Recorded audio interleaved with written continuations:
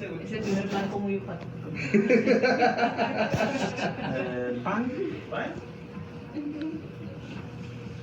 Alemán no me quiso prestar su editor de Soran. ¿Ya? Está saliendo todo, Que no güey. hice. Son los bloopers, güey. Bueno, el día de hoy vamos a hablar sobre sepsis. Titulé la presentación Sepsis 4, la venganza de los caídos. Nomás por payaso, ¿no? En realidad vamos a ver nada más algunos tópicos elegidos, porque pues el tema de sepsis pues es bastante amplio, pues ya me conocen. Y pues a la doctora Márquez, que se la pasa amenazándose con que me va a romper las costillas. No, que te prometo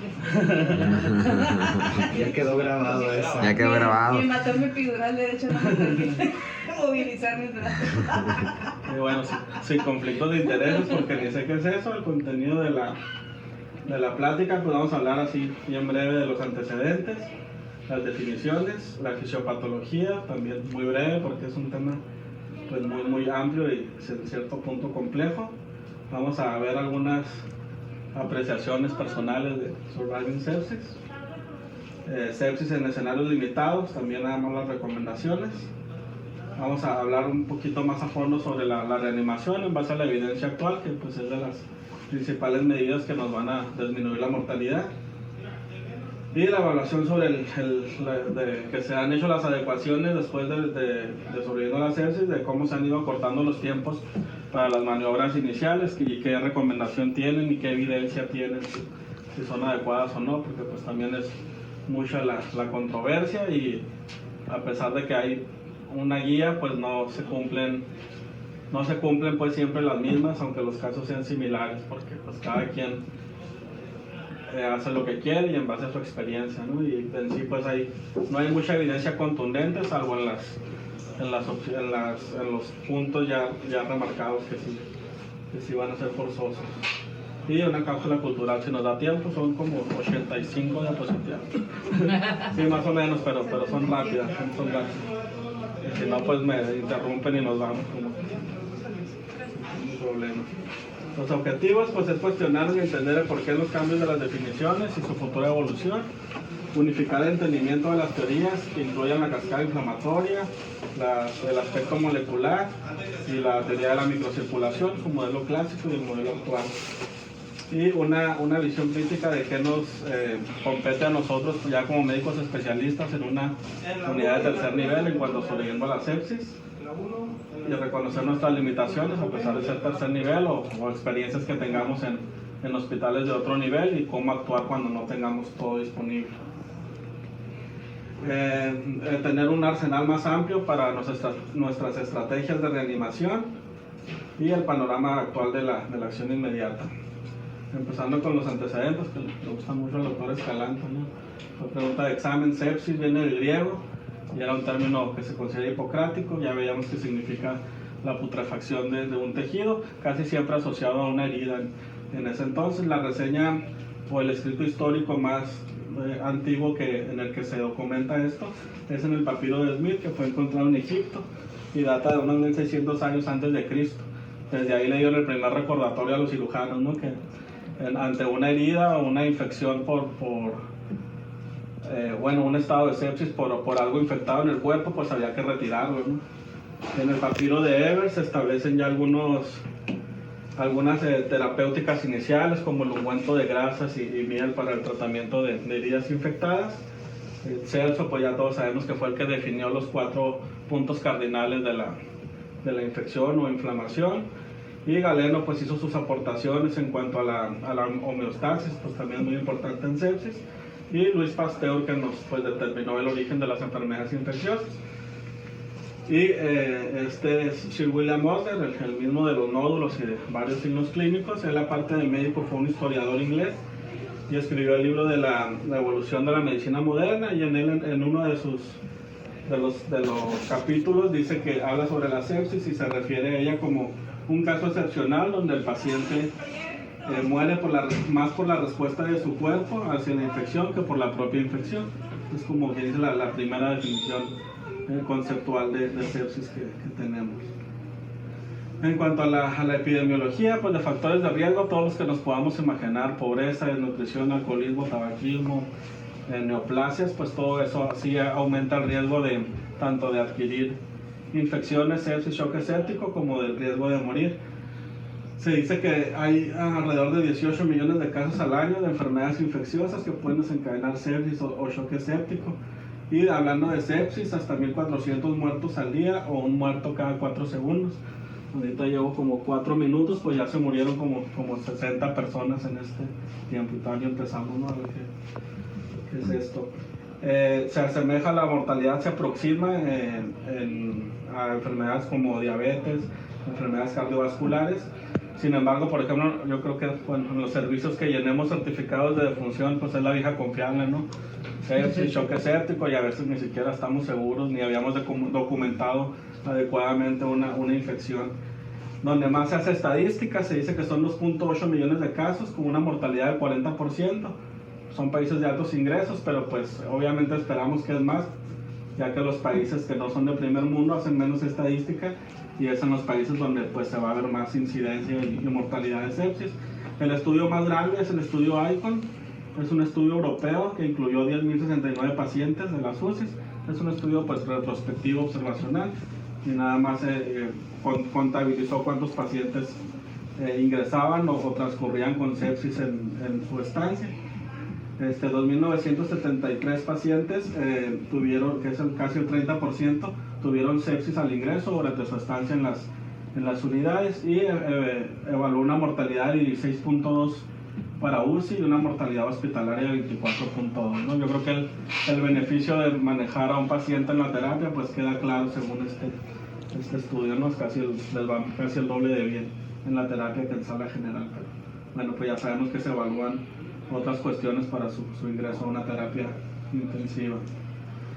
Esta es la distribución de la mortalidad en sepsis. Anteriormente se hablaba de un modelo bimodal, donde hay 2 picos de mortalidad. Inicialmente, pues por que lo vamos a ver ahorita en la fisiopatología, pues todo el estado proinflamatorio de cuando te infectas, ¿no? El aumento del gasto cardíaco, la hipotensión, y pues tiene una mortalidad temprana, ¿no? Regularmente de días. Si logramos que ese paciente no caiga en ese momento, que no muera, pero después no se da un seguimiento adecuado, entra otro periodo de mortalidad que se ve de las 2 a las 4 semanas, que es por efecto de los mecanismos contrarreguladores de la infección. Y actualmente pues sí se siguen considerando esos 2 picos, pero ya se agrega un tercero, que serían las secuelas, ¿no? Llámese que el paciente hizo una lesión renal aguda y tuvo que quedar ya con terapia sustitutiva, que hizo enfermedad renal crónica, que estuvo intubado, hizo neumopatía, hizo miopatía, o lo que quieran que se haya complicado, y a lo largo de eso pues aumenta la tasa de mortalidad global en sepsis, porque pues son condiciones que se asociaron a un evento séptico, y también pues se tienen que considerar, y pues también iniciar medidas, ¿no? De rehabilitación, de dar seguimiento y tratar de pues mejorar las condiciones aún después de que se hayan dado de alta los pacientes. Con las definiciones pues sí, a veces es un poquito complejo. Yo creo que, bueno, ahorita esta es la revisión del consenso del 2016, que fue el tercer consenso donde se dio las nuevas definiciones, las que actualmente pues acatamos. De manera histórica, el primer consenso se hizo en 1991, se hizo un segundo en 2001 y el de 2016. En el 1991 se tomaron en cuenta los factores del síndrome de respuesta inflamatoria sistémica. ¿A quién me recuerda cuáles son? Los signos. Ajá. O sea, la frecuencia cardíaca mayor a 100, ¿sí, no? La frecuencia respiratoria mayor a 20 o menor de 12. Ajá. La fiebre mayor de 38 y leucocitos. O menor a 36. Leucocitos mayor de 10.000 y leucopenia menor de 4.000. Ok. Muy bien. Ginecología triunfando aquí. Entonces eran 2 de estos criterios y un sitio infeccioso hacían el diagnóstico ya de sepsis. Se consideraba sepsis grave, pero no se definía bien en qué se basaban. Era mucho en cuestiones hemodinámicas, o ya se empezaba a meterlo de falla orgánica, pero no estaba bien definido.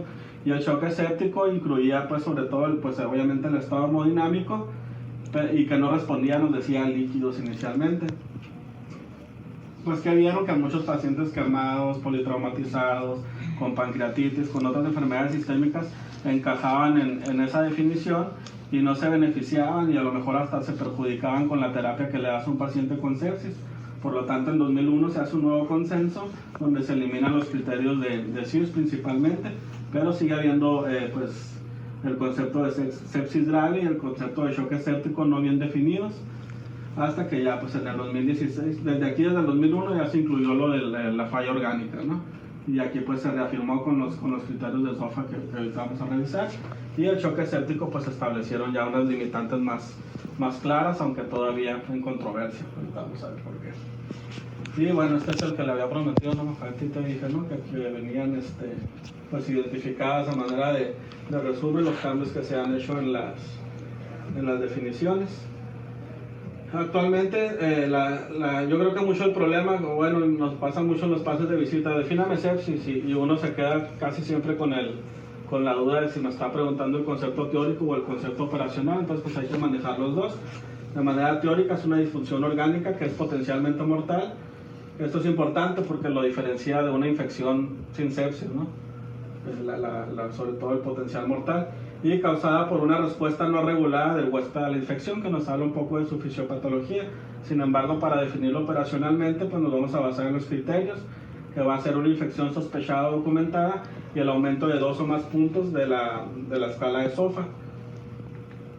En tanto, la definición de choque séptico, pues lo vamos a definir cuando el paciente cumpla los criterios clínicos de sepsis y que esté con terapia vasopresora para lograr mantener una presión arterial media arriba de 65 y un lactato por arriba de 2, a pesar de que ya se ha reanimado adecuadamente con líquidos. Si a pesar de esto fracasa, pues ya sería la definición de choque refractario. Es importante siempre definir infección, sepsis y choque séptico, porque pues las mortalidades son muy diferentes, ¿no? La infección pues depende de los factores del paciente al momento de la infección que tenga, pero en sí solo el tener sepsis le aumenta un 10% de mortalidad y un choque séptico pues hasta 40% de mortalidad, más la mortalidad añadida en la escala de SOFA, pues entre más puntaje pues el porcentaje de mortalidad va a aumentar. ¿Qué pasó?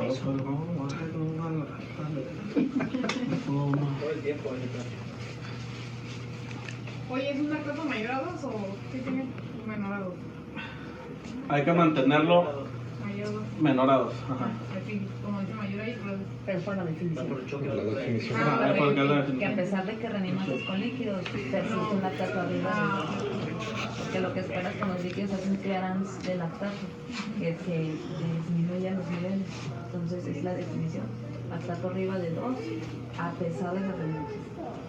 Hago entonces porque la hipovolemia también dispone. Los sangrados más largos. Y bueno, esto de manera esquemática, pues si quieren que les pase la presentación, pues ahí queda muy claro, ¿no? ¿Dónde está el lazo? Sorry. ¿3 o 4? No, 3. 3. ¿Cómo pues inicialmente se... ¿Quién se lo guarda? Perdón, el químico la rata aquí.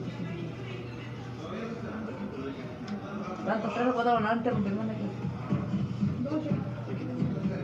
2, 3 o 4, ¿cuántos quieres? Yo no, 3 y 2. 3 y 2. Sí. Ya, están los. Soles. No tienen muchos megas alemán, está durmiendo. Ay, Bueno, los criterios que ya nos comentó ahorita también, y pues cómo se fueron eliminando para quedarnos con las definiciones actuales. Antes de evaluar la clasificación de SOFA, pues recordar siempre el Quick SOFA que se puede hacer a la cama del paciente, que considera nada más 3 criterios: el neurológico, respiratorio y el hemodinámico, mediante la escala de coma de Glasgow, la frecuencia respiratoria y la frecuencia cardíaca. 2 o más criterios hacen un diagnóstico presuntivo de sepsis. Tiene un buen perfil de predicción positiva. Pues no recuerdo qué eran. Bueno, el Auro, que es una herramienta epidemiológica que nos mide la tasa entre especificidad y sensibilidad para decirnos si una prueba puede ser apta para determinar una enfermedad que detectas por otro modo, y pues 0.8 es bueno. Entre más se aproxime a 1 es que se aproxima al criterio que usamos como gold standard, que sería el SOFA. Entonces pues sí, hay que usarlo, sobre todo pues porque es fácil de valorar. Y pues ya está ahora sí la escala de falla orgánica múltiple, que es el SOFA, que evalúa cinco parámetros. ¿Cuáles parámetros se evalúan, nomás? La respiración, la función hepática, función renal. ¿Qué más? Estado de conciencia, neurológico. Neurológico Y- coagulopatía. Eso. Ok, pues es una buena escala, pues está validada, o sea, en todos lados. Sin embargo, sí tiene muchos factores confusores. No siempre se conoce el estado basal de estas cinco dependientes en un paciente, y no siempre es fácil evaluar si la alteración es consecuencia de la sepsis que tenga el paciente. Yo en lo que he visto, sí se nota, e incluso son los criterios que toma el SOFA, que son más sensibles a cambios agudos, pues el respiratorio, el neurológico y el hemodinámico. Enseguida pondría a lo renal, que pues es más fácil ver si por ahí tiene una creatinina. Y en cuanto al hígado y a la coagulopatía, pues sí hay que buscar, pues hay que siempre determinar que no sean por otra causa, ¿no? Y pues cada uno se puntúa del 0 al 4, y digo, dos o más puntos de cambio hacen el diagnóstico si hay un sitio de infección. No sé qué platicar con ustedes, pues sí, vemos mucha sepsis y choque séptico, pero ¿cuántas sepsis han visto sin aminas? ¿Cómo? ¿Cuántos pacientes con diagnóstico de sepsis han visto que estén sin aminas? ¿Sí? ¿Ustedes? Pues es que Allí cuando pasan un paciente séptico ya. Casi todos, sí. O sea, no, como que no sé, falta el panorama de agarrar al paciente en sepsis y ver, o sea, que lo deje sin aminas, o sea, así con puros líquidos, sin que se encharque y que evolucione favorablemente, o sea, yo... que salga de una Ah, o sea, sepsis. que Ajá. salga. Pero es que ya No, que salga, pues sí, ¿no? Pero... el ponerle la mina ya lo harías un choque como tal, entonces si hay muchas sepsis que se manejan sin la mina, pues una sepsis. ¿Usted tiene sepsis sin aminas? Yo entré a trabajar al Hospital General apenas en diciembre y se me hizo bien complejo manejar meropenem por infecciones mucho más complicadas, ya sépticos, y empezar a reconocer las sepsis que llegan de la comunidad, pues me costó mucho trabajo. Una infección de vías urinarias que no tengas que tratar con meropenem, aminas o demás. Y a lo mejor en urgencias es más común ver los cuadros de sepsis que igual se descompensan un poco. No es fácil determinarlas si no hay alteración del estado hemodinámico, ¿no? Yo creo que hay muchas neumonías que cumplirían el criterio, lo dejamos así, o al revés, ¿no? Muchas que no cumplen el criterio por escala, pero que realmente son... O sea, sí, lo que quiero decir es que sí hay sepsis que no entran en esta definición y no nos damos cuenta. Esa es la cuestión. Y que lo mismo, pues que no es fácil identificar sepsis, sobre todo la diferenciación de infección y sepsis, si no hay una alteración hemodinámica. Yo creo que es de lo más complejo en cuanto a esto. Esta otra propuesta de escala, que es la NIUS 2, no está validada en todos lados y no se ha comparado con SOFA, se ha comparado con Quick SOFA. Evalúa también parámetros por lo general clínicos como la respiración, la saturación, si está usando oxígeno, la presión sistólica, la frecuencia y la temperatura. También en el estudio donde se compara se ve que sí puede llegar a ser superior al Quick SOFA, aunque es un poco más detallado de realizarse, pero es otra herramienta que tenemos y que incluso podríamos validar aquí, ¿no? como protocolo. Vamos a hablar así de la fisiopatología de sepsis de manera un poco más pues rápida, porque ya voy avanzadito con el tiempo.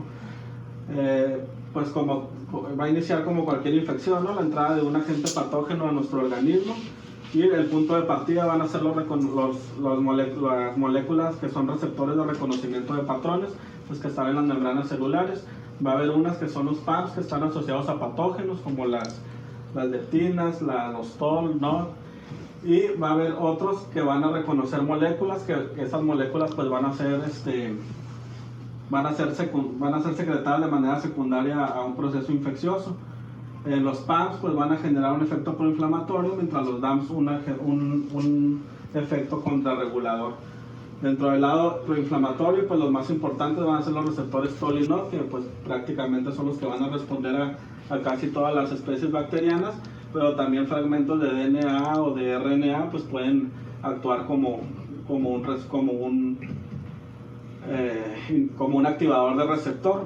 Todo esto pues va a generar una activación del sistema inmunitario con activación celular, la tormenta de citocinas que esto conlleva, la proteólisis, el aumento de las reacciones de los elementos reactivos de oxígeno, y además pues va a haber una participación que va a amplificar la respuesta como ese complemento por cualquiera de sus 3 vías, que igual pues va a agregar mayor reclutamiento de células y el complejo de ataque a membrana. Y además pues ya sabemos que la sepsis es un estado bastante procoagulante, que se genera también a partir de la interacción entre la célula endotelial y todas las citocinas que se liberan por parte de la línea proinflamatoria. Y los efectos que esto lleva pues es a la formación de trombos en la microvasculatura, la formación de fibrina y el daño endotelial. Pues sí, como ya va a haber como factores de crecimiento plaquetario, todo eso que va a hacer que aumente la generación de trombina. Va a haber deficiencia o una sobreestimulación de factores de la coagulación, que también van a desencadenar en trombosis. Y pues también va a haber una inhibición de la fibrinolisis. Ahorita que hablemos del glucocáliz pues vamos a especificar un poquito por qué. Del otro lado de la línea de la fisiopatología pues están las acciones contrarreguladoras, que van a ser pues también diferentes moléculas de DNA, de RNA o peptidoglicanos, y estas van a causar una anergia del sistema inmune, que aunque haya suficientes células pues no van a estar funcionales, e incluso van a inducir apoptosis y disminución de la producción de esto, porque pues el cuerpo está reconociendo que hay demasiado hacia el otro lado, ¿no? Entonces estas van a empezar mediante toda su cascada de señalización, que se empiecen a nivel celular nuclear, pues que se empiecen a transcribir menos genes asociados a la inmunidad, y pues esto va a hacer al paciente más susceptible a coinfecciones o a que la infección no ceda y pues termine matando al paciente. Esto ya pues de manera esquemática, lo que decíamos de la cascada proinflamatoria con los PAMs, la secreción de citocinas, la participación tanto del complemento como de la teoría de la coagulación, y finalmente pues el daño celular que va a conllevar, la respuesta celular, que va a ser pues la inactivación de los genes encargados de las moléculas y de las células de la inmunidad, y que van a terminar también pues por destruir células que deberían de estar ahí para ayudarnos a combatir la infección.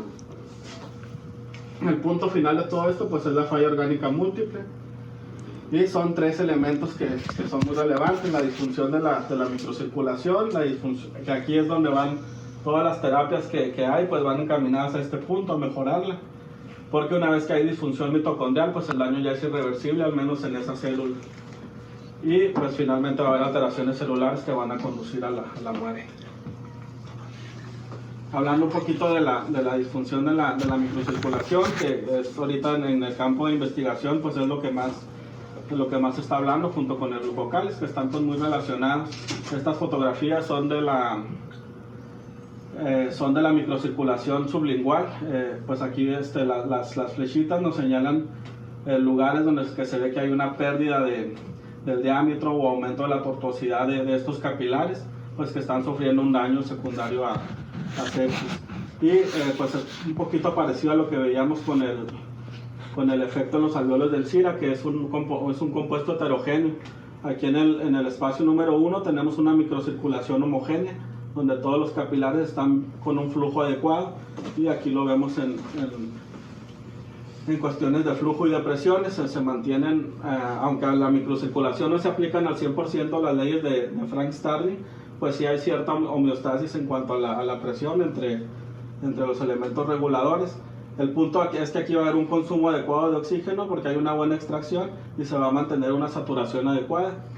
Pero ¿qué pasa cuando en pacientes sépticos o que ya hemos hecho lesión en el glucocálix, empieza a haber pérdida de ese componente homogéneo y empieza a ser heterogéneo? Si es un poco el daño, pues vamos a ver que sí va a haber un poco de caída en cuanto a la saturación, pero el consumo se va a mantener porque se va a aumentar la la extracción del oxígeno. El tejido todavía va a ser capaz de autorregularse y de jalar más oxígeno, aunque pues sí la saturación va a bajar un poquito. Es un paciente séptico ya como lo veríamos. ¿Y qué pasa cuando esto se vuelve totalmente heterogéneo, como aquí en esto, que pues ya el daño es diverso y va a haber tejidos que jalen más oxígeno que otros? Al final la microcirculación es global y aquí sí va a haber una disminución tanto del consumo como de la extracción, y pues se puede llegar a mantener una saturación adecuada porque no se está aprovechando nada el oxígeno que hay disponible. ¿Qué es lo que nos protege de estos patrones heterogéneos? Pues es el glucocáliz, que es el otro elemento que han dado recientemente, estamos hablando de 4 o 6 años en la fisiopatología de la sepsis, y casi siempre cuando lo vemos documentado en los artículos va a ser en base a la resucitación de fluidos. Ya sabemos, sí se ha demostrado que las citocinas e incluso algunas moléculas contrarreguladoras van a causar daño sobre el glucocáliz, pero también la resucitación con fluidos de manera exagerada también va a barrer este glucocáliz, que pues no es más que una red de proteínas y peptidoglucanos que van a favorecer la permeabilidad de la vasculatura, y en ellos están muchos de los factores anticoagulantes que también son barridos, y por eso el estado procoagulante de la sepsis. Además, una alteración en las cargas, por lo que va a reconfigurar todo el transporte de solutos en la célula. Y no solo eso, se estructura en su función, sino que al destruir el glucocáliz en la degradación, se van a liberar moléculas que perpetúan el daño, que causan más alteraciones, suelen irse hacia la vía linfática, y también ahí pues van a modificar las presiones, y eso va pues a generar todavía un poco más de vasodilatación al final de cuentas, con la modificación de las presiones. De los últimos artículos que hay es en cuanto a la molécula de paransulfato, que se ve que es la que está más presente pues en estas vías linfáticas, y se están haciendo estudios para validarlos, por ejemplo para diagnóstico, la concentración de esta molécula, o incluso como blanco terapéutico, el aumentarle el depuramiento de esta molécula si tiene efectos beneficiosos en los pacientes sépticos, pero pues no hay nada definido, son puros estudios experimentales, pues todavía en fase de experimentación con animales. ¿Alguna duda, pregunta, aportación sobre la fisiopatología? Pues sí, siempre que se habla de sepsis, pues se habla de sobreviviendo a la sepsis. Yo creo que esta y la guía de analgesia son las guías más largas que he leído en la formación de mi residencia, las que realmente creo que no me aportan tanto. Son 21 recomendaciones de la A a la U, y muchas de ellas ni siquiera tenemos acceso, ¿no? De repente te habla de plasmaféresis, inmunoglobulines, reemplazo renal. Estas yo las divido siempre como que en una tercera parte, y yo creo que necesitan de un médico muy especializado en esa falla para que se pueda llegar a dar ese manejo, y pues no es tan relevante en la mortalidad global. En la mortalidad específica del paciente que lo necesite, pues sí. Pongo en medio las que me parecen generales, que sí debemos de tomar en cuenta en cada paciente, pero no tan apremiante pues como es la evaluación sistemática, de ver bien qué puntos finos en diagnóstico, y la anticoagulación, glucosa, los cuidados para los trombos, el cuidado para úlceras por presión, y la nutrición, que pues según las guías tenemos hasta 5 o 7 días para iniciar una alimentación enteral, aunque pues bueno, también muy debatible si es más recomendable iniciar antes. Y las que sí, pues las pongo en el primer plano, que es son aquellas que veo que se impactan o en el manejo o en la mortalidad, que sería la reanimación, el uso de antibióticos, el control de la fuente, la fluidoterapia, el uso de aminas, esteroides y bicarbonato, que junto con la reanimación pues constituyen el manejo inicial, ¿no? Que es mantener una adecuada perfusión. Entonces pues sí, yo creo que sí hay que tener un poquito de cuidado con esto, y ya se ha visto, por lo mismo se han hecho cuando recién salió el 2016, las acciones estaban destinadas a 6 horas, y luego salió un paquete que era mejor en 3 horas. Ahorita actualmente estamos en 1 hora, y todavía están ahí avanzando con que la hora 0, ¿no? Como si fuera ya código infarto o código cerebral. También pues está como les mencionaba ahorita, la epidemiología. Esto es más frecuente en países que no cuentan con todos los recursos, y se han hecho muchas investigaciones en países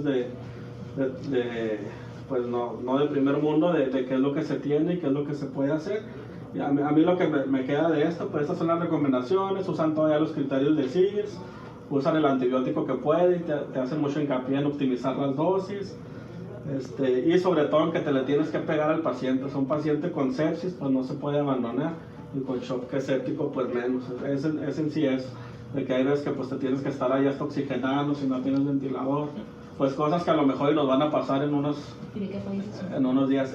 Ay, se parece, ¿de dónde es la pantera negra? Ya sé que es Wakanda. Es parecido ese nombre, pero no es Wakanda. Wakanda sí, Uganda, o no recuerdo, es un país africano. Uganda. Sí, Uganda. Ajá, y este es el primero, pero creo que el año pasado ya salió el segundo estudio, y no sé si habrán cambiado las recomendaciones, pero pues siguen usando criterios de sepsis 2. Pasando ya a hablar sobre la reanimación, tenemos que pues es el punto A de sobreviviendo la sepsis. Es una terapia fundamental en natación crítica en cualquier tipo de choque. Sin embargo, aquí pues han surgido muchas interrogantes en cuanto a la composición y la dosis que debemos de dar a los pacientes, ya que la composición del líquido se ha visto que hay cierto tipo de líquidos que aumentan la probabilidad de una falla renal, o aumentan la mortalidad. Principalmente pues sí está establecido que hay una ventaja en cuanto de los cristaloides ante los coloides, y de las soluciones balanceadas hacia los cristaloides, y la cantidad de líquido pues va a influir de manera proporcional en la mortalidad también. Ya sabemos lo que pues le hace la sobrecarga de fluidos a un paciente, y hay varios enfoques en cómo debería ser esto: liberal, restrictivo o guiado. Y bueno, lo que mencionábamos ahorita, antes la reanimación pues se basaba en el modelo fisiopatológico de las leyes de Frank Starling, de mantener una presión hidrostática adecuada para mantener el líquido adentro del vaso, pero pues ya se vio que no es solo eso, que hay un efecto en el glucocáliz que hace que se pierda la permeabilidad. Quiere decir que si tú a un paciente lo agarras a tiempo y lo monitorizas de manera adecuada y usas los líquidos juiciosamente, de todos modos, si ya hubo un daño, aunque no lo sobrecargues, va a haber fuga al tercer espacio. Esos son más factores los que tienes que controlar. Hay que evaluar las medidas de respuesta a líquidos. ¿Cómo definimos cuando un paciente responde a líquidos? Escalante. Una maniobra es la elevación de las piernas. Se aumenta un 10%. ¿De qué? De la presión arterial media, si mal no recuerdo. Un aumento del 10%. Okay. Pues sí, hay varias maneras de determinarlo. Unas pues son así como levantar las maniobras, ver cambios en la presión o en la frecuencia cardíaca, y hay otras variables estáticas. Presión sistólica, ¿no? Presión sistólica, y también es un porcentaje, creo que es más del 20 o del 25%. Puede ser la variación de presión de pulso. Hay variables estáticas y variables dinámicas, pues la que guste, ¿no? Pero hay que ver primeramente si el paciente te va a responder a líquidos antes de dejarte ir con todo. En cuanto a, bueno, ahorita que veamos la dosis, vamos a hablar un poquito primero de las características de los fluidos. En cuanto a los cristaloides, pues ya también de los últimos años para acá se han estudiado más las soluciones balanceadas que los cristaloides, y parece ser que sí hay una mejoría. Están los estudios de Salfer, Lausanne. Este es uno de los últimos que encontré, es el del 2018, es en pacientes posoperados de cirugía abdominal mayor. Se comparó soluciones balanceadas contra solución salina, y se suspendió rápido el estudio porque vieron que las soluciones balanceadas hacían que los pacientes requirieran menor infusiones de aminas. También lo que les comentaba, de donde sale si tu paciente tiene factores para presentar lesión renal aguda, también aunque no está todavía en ninguna guía, también ya es muy aceptado en toda la práctica médica que maneje soluciones balanceadas en vez de solución salina, igual que si el paciente tiene tendencia a acidosis metabólicas por la alta concentración de cloro que tiene la solución salina. En cuanto al bicarbonato, que también hay veces que tenemos que usarla mucho concomitantemente en una reanimación por los estados de acidosis metabólica en sepsis, se han examinado los efectos de la administración de bicarbonato de sodio al 4.2%, incluso en pacientes por encima de 7.3. Regularmente las indicaciones son de pH menor a 7, bicarbonato menor a 10. Se ha estudiado en un poquito de pacientes no tan acidóticos para ver si hay si hay algún beneficio, y realmente pues no se ha visto que impacten sobre la mortalidad. Pero pues sí, al ser una solución también con mucho sodio, sí mejoró en algunos casos el volumen intracelular, y también el paciente, sobre todo con enfermedad renal o ya cierto daño renal, sí disminuyó el riesgo de que ese paciente llegara a necesitar reemplazo renal. Sin embargo, pues las indicaciones seguimos con las indicaciones actuales, no ha hecho que se modifique ninguna guía. También algunos han estudiado la solución salina hipertónica como reanimación, por lo mismo que comentábamos de la alta concentración de sodio. Este estudio pues también fue cancelado. El grupo que fue tratado con solución salina hipertónica tuvo una mortalidad muy alta en los primeros meses del corte. Y pues se reserva para aquí lo que usan mucho, ¿no? El edema cerebral, pues ahí sí está comprobada su eficacia, pero en reanimación pues no lo usamos. Coloides, ¿no? Pues hay un chorro de estudios que nos dicen que causa lesión renal aguda, pero de repente salen estudios que nos dicen, no, mira, si el punto primario fue evaluar la respuesta hemodinámica, pues sí te va a ayudar a mantener una mejor presión porque expande el volumen, pero pues a la larga, si tú mides mortalidad de 28 a 90 días o resultados renales, pues va a ser lo que ya sabemos, ¿no? Lo que ya está establecido. Entonces no usar más que en casos de emergencia y sobre todo en choques hipovolémicos. Y pues hay que aprender a usarlo. Bueno, por ejemplo, nosotros no los usamos y yo realmente no los conozco, pues, pero sí cuidado los que los usan, que son sobre todo del área quirúrgica, porque el efecto renal pues sí es muy importante. De la albúmina hay mucha información también. Uno de los ensayos más grandes es un ensayo que incluía 1818 pacientes y compara la solución cristaloide sola más la asociación de albúmina al 20% para llevar al paciente a una albúmina de 3. También las indicaciones de albúmina actuales son muy claras, se reservan para hepatorrenal o para pacientes con una depresión muy significativa de albúmina que sí te genera fuga de tercer espacio. Para la reanimación pues no se ha visto un efecto en su mortalidad, sin embargo sí se ha visto que se requiere menos dosis de aminas, o sea, sí se puede usar como ahorrador de aminas, y también se vio un mejor perfil en el equilibrio de los líquidos.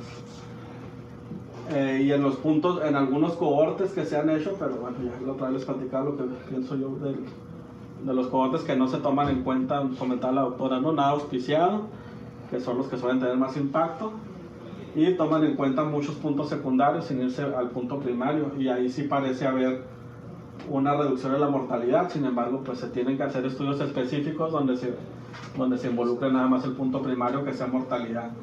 Este estudio es el ALVES, también demostró lo mismo que comentábamos en el otro, de hecho es el mismo, solo que lo repetí, 1818 pacientes. Y lo que esto está mal, pero ahí era albúmina. Este otro estudio es el PAM sepsis.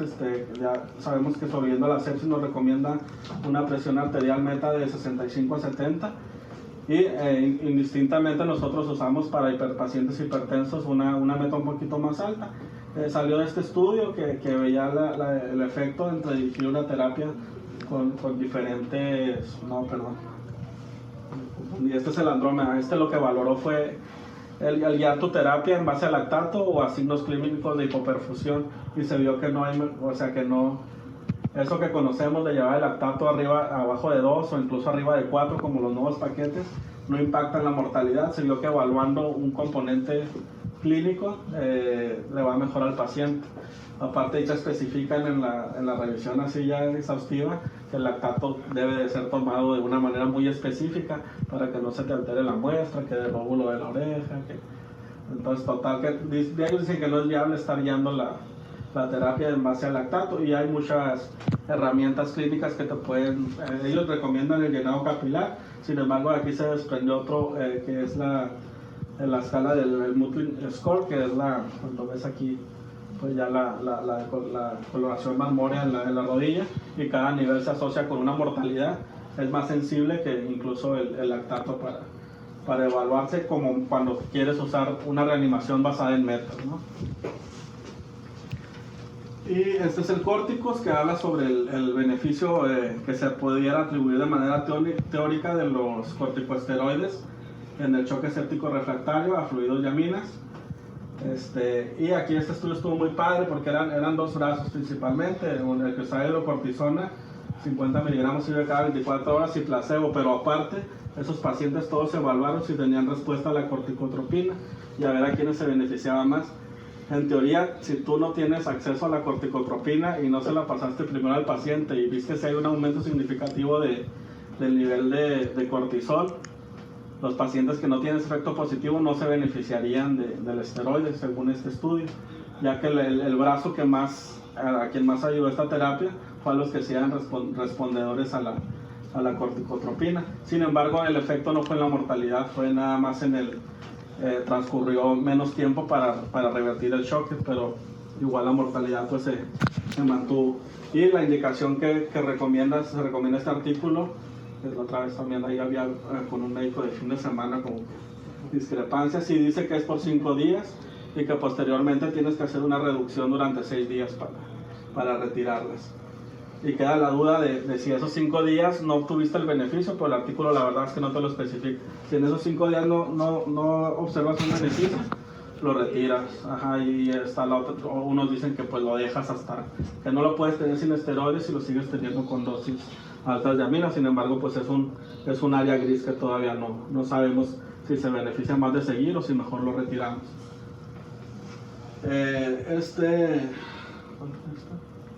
Y bueno, pues ya los resultados que comentaba, pues, las mortalidades pues casi iguales. Este estudio es el ADRENAL, también evalúa el uso de hidrocortisona en pacientes con choque séptico, fue un poquito más grande, y evalúa la infusión continua de hidrocortisona, que también la hemos visto aquí indicada. No se han comparado el uno contra el otro, entonces no podemos definir cuál de los dos es mejor. Lo que sí es que tampoco impactó en la mortalidad, lo mismo, nada más impactó a nivel de que pues revierte más rápido tu estado de shock. Y este sí es el sepsis PAM, que era el que les hablábamos ahorita de las metas en cuanto a la terapia que debemos de tener al momento de reanimar a un paciente con choque séptico. Se vio que no hubo impacto en la mortalidad, que era el punto primario. Sin embargo, en los puntos secundarios sí se vio que los pacientes hipertensos sí se beneficiaban más de una terapia guiada a una presión de perfusión más alta, ¿verdad? Por eso es que lo hacemos así. En cuanto a la dosis del fluido, lo que decíamos ahorita, que primero valorar la capacidad de respuesta a fluidos y traspolarlo a cualquier tipo de shock. Por ejemplo, ¿qué le haría Valdés una terapia liberal a un choque que no es determinado bien y que termine siendo un choque cardiogénico o un choque obstructivo? Lo vamos a... ¿Y cuáles serían las complicaciones? Simplemente el de un choque hipovolémico, tratarlo con una terapia liberal de líquido solamente. Pues causa más la terapia liberal causa más coagulopatía todavía. Exactamente.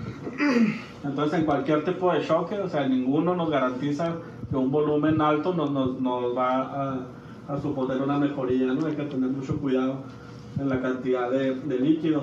Sepsis lo que te dice es 30 mililitros por kilogramo por 3 horas, pero ya pues la opinión de expertos es que no hay así definido cuántos, pero si acaso 1 o 2 horas, o sea, no más de 3-5 litros, y tomando en cuenta lo que se le hizo antes, ¿no? Por eso muchas veces surviving sepsis, según la opinión de los que sí son expertos, pues es para un ambiente prehospitalario, para un ambiente de medicina general. Ya nosotros que estamos un poco más especializados debemos de individualizar y sobre todo monitorear y ver respuesta en todos los pacientes para no caer en la sobrecarga. Esto lo puse es anecdótico, ¿no? Es el estudio de Rivers que fue el que inició con esto de guiado a metas y que terminaban los pacientes pues muy encharcados, ¿verdad? Pero en su momento es lo que regía. Lo único que veía, y él considera que es urgenciólogo, y todos son muy retractores de Rivers, pero yo creo que como que Rivers fue el primero que, hay que poner orden, ¿no? Sí. Fue como que el primero que dio la panacea o que se animó a hacer algo dirigido por metas, que son metas pues un costo muy alto, ¿no? Así es. Es el primero que puso orden en los urgenciólogos. Bueno, y no perder de vista que o sea, sí está bien, porque ya luego nos pasamos al otro lado, somos muy temerosos de pasar líquidos, pero ¿qué le pasa a un órgano hipoperfundido, no? Pues también va a sufrir y va a terminar en falla orgánica. Entonces, cuando es necesario, o sea, sí es que no perder de vista que sí es bueno mantener un volumen intravascular adecuado, ¿no? Aunque el paciente esté con aminas, sobre todo me pasa mucho en las interconsultas, en los choques hipovolémicos, son refractarios, le metes aminas, mejora la TA y sigue la frecuencia cardíaca mal, el paciente sigue deteriorado neurológicamente, o sea, te está faltando algo, ¿no? Pues el paciente no tiene líquido, necesitas meterle también líquido, evaluar bien cuando si es necesario, pues también hay que darle el beneficio al paciente y recordar el libro de Paul Marino, pues la composición de nuestros espacios hídricos y pues recordar que mucho de lo que le infundamos al paciente pues va a fugar al tercer espacio, casi como que dice reanimamos el intersticio en vez de reanimar la circulación. Y sobrecarga de líquidos, no, pues si ustedes le ponen eso en cualquier buscador, le van a aparecer como de 30 a 40 artículos donde cada uno te dice que si 1 kilo más, que si 10 kilos más, que si 1 kilo más después del 10%, y los aumentos de la mortalidad desde 7 al 10% por cada que te pasan, ¿no? Lo más peligroso, a lo que más estamos frecuentemente expuestos, pues es el edema agudo pulmonar. Sin embargo, edema cerebral, congestión o choque hepático, dependiendo de si nos pasamos o nos quedamos cortos, también aumento de la presión intraabdominal, complicaciones para la absorción intestinal, pues a nivel cardiovascular el aumento del gasto cardíaco y a nivel renal también la congestión renal por mecanismos de contrapresión también nos va a desencadenar falla renal por hipoperfusión. Sobre todo en los órganos encapsulados el aumento de líquidos es más rápido, ¿no? Y bueno, ante todo esto de que si por metas liberal o restrictivo salió un nuevo concepto que es un protocolo de reanimación que ya lo revisamos, no sé si también nosotros con el doctor Morales, que es el protocolo de Rose, rescate, optimización, estabilización y descalamiento. En la primera etapa, que es la de rescate, pues es salvarle la vida al paciente, obtener una presión sanguínea mínima según nuestras metas que ya conocemos. Y se da sobre todo el manejo prehospitalario, en urgencias, en un equipo de respuesta rápida o en quirófano. Aquí pues todavía no, si acaso, difícilmente vamos a necesitar evaluar la respuesta porque si no le pasamos pues se nos va a ir. No requiere un manejo pues tan especializado y cualquiera debería ser capaz de decir, oye, no manches, pásale algo. Pero, lo mismo que decíamos ahorita, ¿cuánto tiempo? Esta gráfica se evalúa en un paciente que estuvo con reanimación liberal de 0 hasta 8 horas y estas son las tasas de supervivencia, ¿no? Y vemos cómo pues va disminuyendo entre más tiempo apliquemos esa terapia. Entonces de rescate es rápido, ¿no?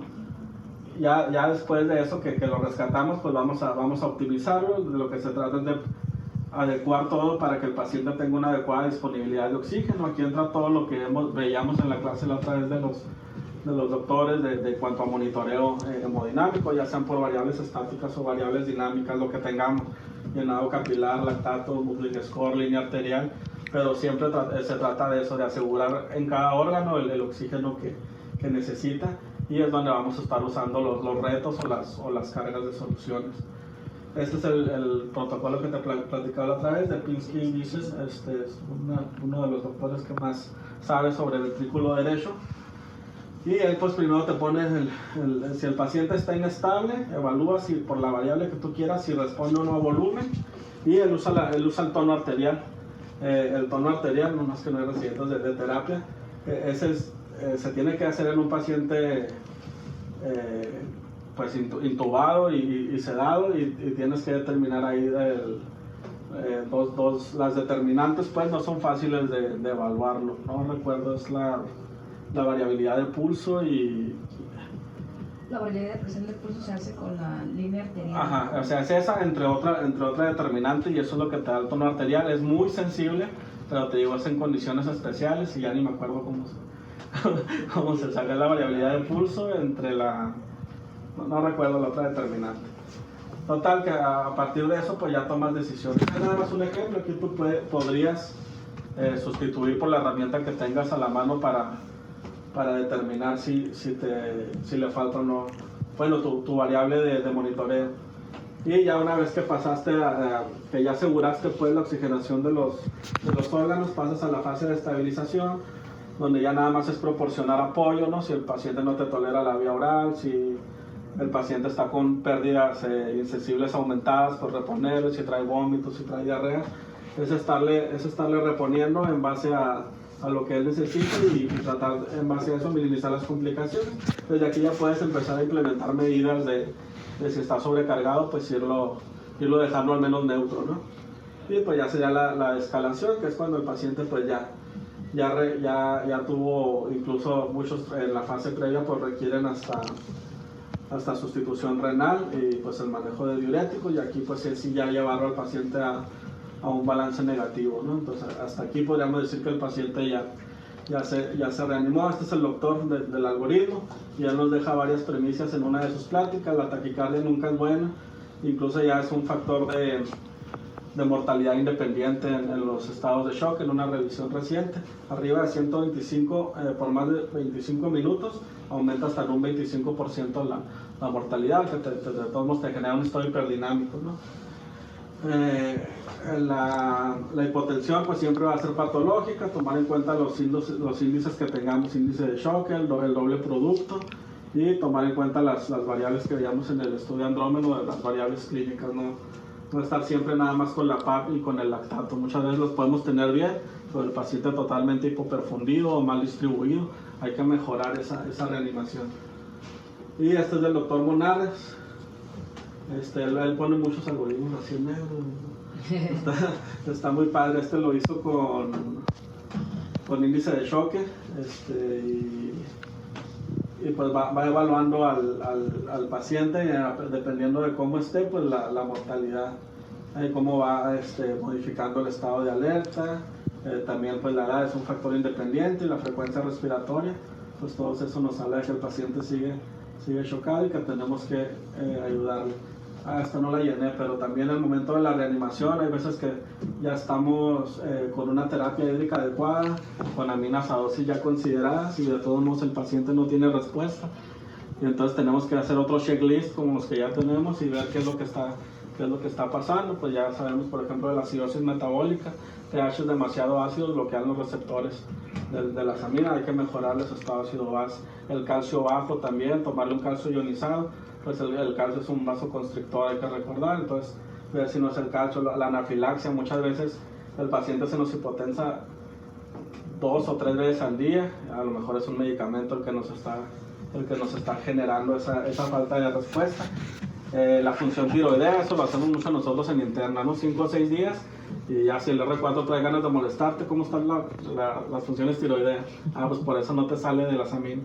O igual también evaluar el eje adrenal, ¿no? Lo que veíamos ahorita. No tenemos siempre el acceso para medirlos, ni el acceso a administrarles corticotropina, pero también puede ser una de las causas. Si vemos que no resiste, pues ya vimos, ¿no?, que sí nos sirve para cortar el tiempo de shock, aunque no nos mejore la mortalidad, pues está justificado usar el esteroide. Hay como otras 2 o 3 causas que no recuerdo porque se me fue llenar la diapositiva, pero siempre buscar causas de no respuesta. Y menos es más en la reanimación, ¿eh? Acordarnos de no irnos con todos. ¿Qué horas son? Ay, caray, ya llevo un chorro. Bueno, pues nada más sobre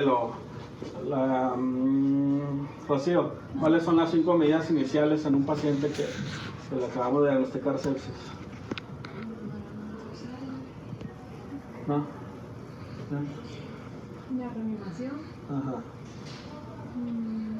Ayúdales a la mano. 30 mililitros por kilogramo. ¿Qué más? Medir lactato. Lactato, ¿qué más? Abajo de 4, ¿no? Ajá. Aquí ya es abajo de 4. La PAM es 65, 70. 65. Contener cultivos, hemocultivos. Aquí está que hace mucho en urgencias. Si no te, igual, desde un momento, si no te responde a líquidos, aminas hasta por vía periférica para mantener la PAM de 65. Y el Clarios de lactato, exactamente. Son estas 5 medidas. Aquí como vemos, ¿no?, a normalizar abajo de 4 y su radio incencia abajo de 2. Es una crítica, ¿no?, nada más. O sea, yo sé que está bien porque es lo actual y es lo que hay que hacer, pero la evidencia pues sí está controvertida. Pues esto también viene de la misma campaña de Surviving Sepsis. Los expertos le dieron seguimiento y vieron que a lo mejor había que hacer unas modificaciones sobre todo en las cuestiones de tiempo. Digamos, originalmente salió para 6 horas, ¿no? Ahora es para una hora, ¿no? Para No es una 30, hora. Ya no es una, o sea, ya no es 30, 30, 30, es 30 nomás, ¿no? Ajá, 30. Sí.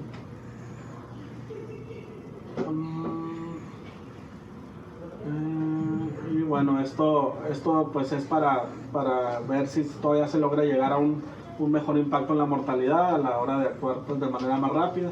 Sin embargo, pues no siempre esto va a ser beneficioso para todos los pacientes, pues por eso que se ha ido modificando igual que las definiciones, ¿no? Mientras vayamos obteniendo más evidencia, pues a lo mejor al rato nos vamos a tener que aprender todavía una cuarta o una quinta definición de sepsis y unas 3 o 4 más estrategias de manejo inicial. Los limitantes del paquete de 3 horas, anteriormente nos manejaban como una de las metas la medición de la saturación, que ya no es una meta de primera línea, que depende mucho de dónde esté colocado el catéter y que como veíamos ahorita que hablamos de microcirculación, podemos tener una adecuada saturación, sin embargo tener disminuidas las otras variables que son consumo y extracción. El paciente pues sigue chocado, sobre todo a nivel microcirculatorio. Igual antes se usaba la medición de PVC, que ya sabemos que no te garantiza que ya te hayas pasado o que le falten líquidos, la presión que tengamos. Y también nos inclinaba a hacer una administración de grandes volúmenes de cristalóide durante 3 horas y pues ya vimos lo que pasa con la sobrecarga. Y no especificaba antes que había que iniciar rápido los vasopresores.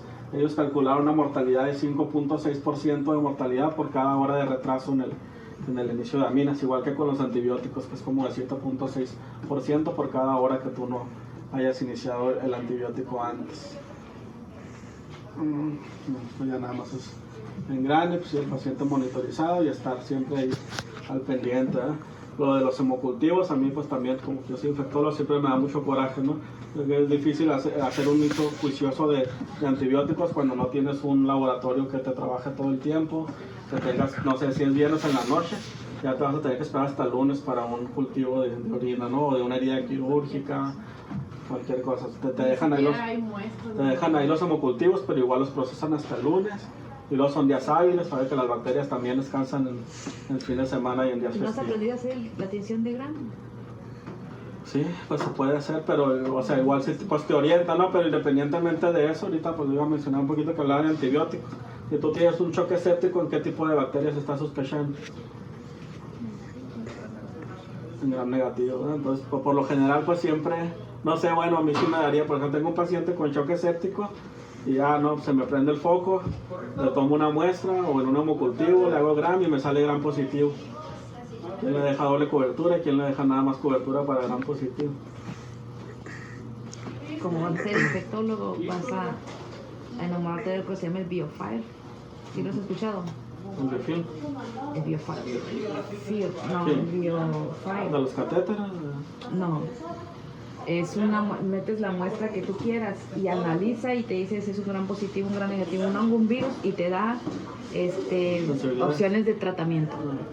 A qué es sensible, a qué es resistente. Ahí busca la técnica del Biofire. ¿Sí? No, ahora están en los 1050. No, pues que depende del español, lo tenían, ¿no? No me tocó. En el congreso que fuimos de terapia intensiva estaban con el Biofire y entonces en el grupo donde estamos los egresados del español, ahora con el SARS COVID, estaban diciendo, no, es que el Biofire te detecta como 3 COVID, pero no es el SARS COVID, pues son otros coronavirus. Entonces ahí está diciendo el Biofire fulano de tal y ese te da sensibilidad al antibiótico. Y te hace discernir cuando dudas mucho, pues si empiezas o no, o con qué antibiótico inicias. Se me descargó el teléfono. Para unos rápido, unos sustancias. Pero sí existe, ¿eh? A lo mejor una vez necesitan a algún familiar y mandan una muestra y... Bueno, en la conclusión de los nuevos paquetes es que muchas veces, como veíamos ahorita que hay discrepancias con el lactato, ya nos faltan los antibióticos. También hay estudios que dicen que iniciar rápido un antibiótico en un paciente que no está bien definida cuál es su infección o si está infectado, también a la larga te aumenta la mortalidad. Pues es como que ponerle peros a todo, ¿no? Y yo sé que no, o sea, no quiero que piensen que no que no debemos de hacerlo, así debemos de hacerlo, pero hay que estar al pendiente de nueva información, porque nos está obligando a actuar de una manera en la que a lo mejor no siempre es en beneficio del paciente, como lo de normalizar el lactato a 4, ya lo normalicé y el paciente sigue mal, y yo digo, no, pues ya lo normalicé ya me voy, nada más estar evaluando de manera general al paciente para no tener resultados negativos. Y pues igual cada uno de los puntos pues es evaluable, pues es criticable. Entonces, en conclusión, pues ya vimos que las definiciones del contexto histórico, aunque a algunos no les guste, pues sí nos hablan del panorama de cómo ha evolucionado esto y por qué tanto cambio, ¿no? Y nos prepara porque a lo mejor pues, vienen más modificaciones. Las estadísticas pues sí son importantes, poniéndolo ahorita un poco en la situación actual, pero no son determinantes absolutos en la evolución de un paciente. Entonces siempre primero la clínica, ¿no? La fisiopatología sigue siendo la base para todos los experimentos en cuanto a diagnóstico y tratamiento, y hay que estar pues actualizados en cuanto a los nuevos hallazgos que se vayan presentando. Sobreviviendo a la sepsis no es siempre y no es para todos, y hay que adecuarse aún ante la falta de recursos o dejar morir, que pues es lo que nos han estado platicando en las pláticas ahorita de COVID, ¿no? La reanimación pues va a seguir siendo el punto cardinal del manejo de esto, y siempre hay que priorizar las acciones que impacten en la mortalidad del paciente. Nunca minimizar una infección, no abandonar al paciente séptico y no rendirnos ante un choque séptico. Y rápido, una cultural, me tardé un chorro, no, ya.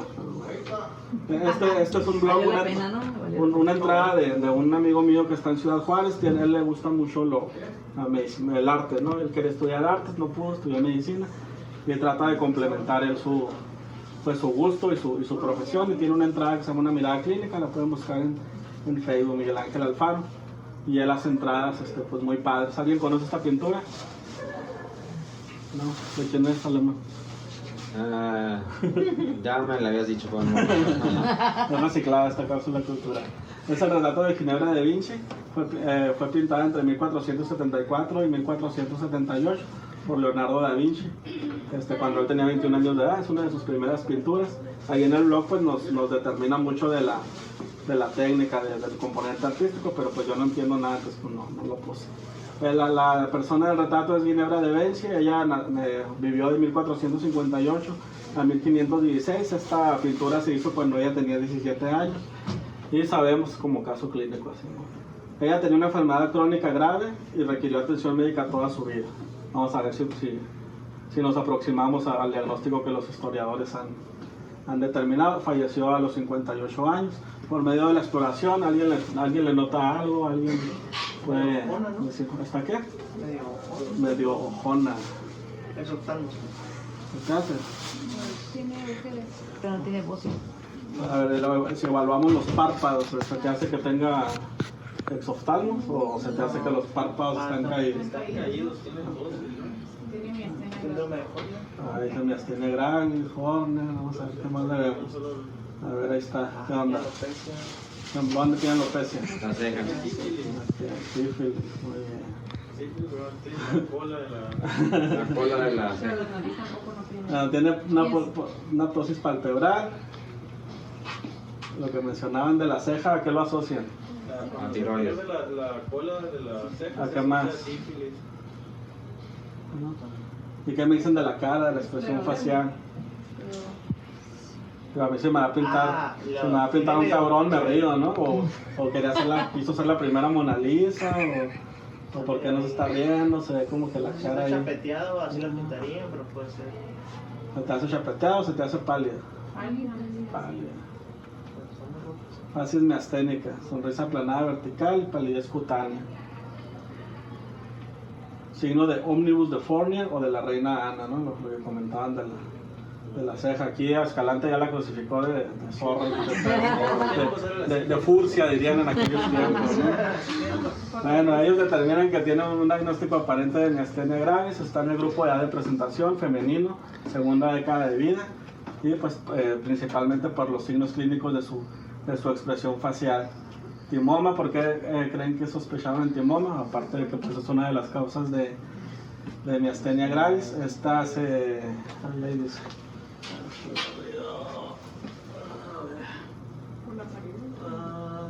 Por la anemia, bueno, sí, es un signo, la anemia es anemia plástica relacionada con timoma, pudiera, bueno, es como que queriéndola hacer encajar, ¿eh? No quiere decir que eso sea. Y el signo ese que ven en la ceja también se asocia en tiroiditis de Hashimoto, que es la enfermedad concomitante reumatológica más asociada a miastenia gravis, ¿no? Pregunta de medicina interna.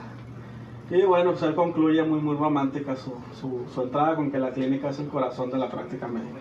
Por eso los internistas somos los más artistas. Más glamurosos. Y pues ya está.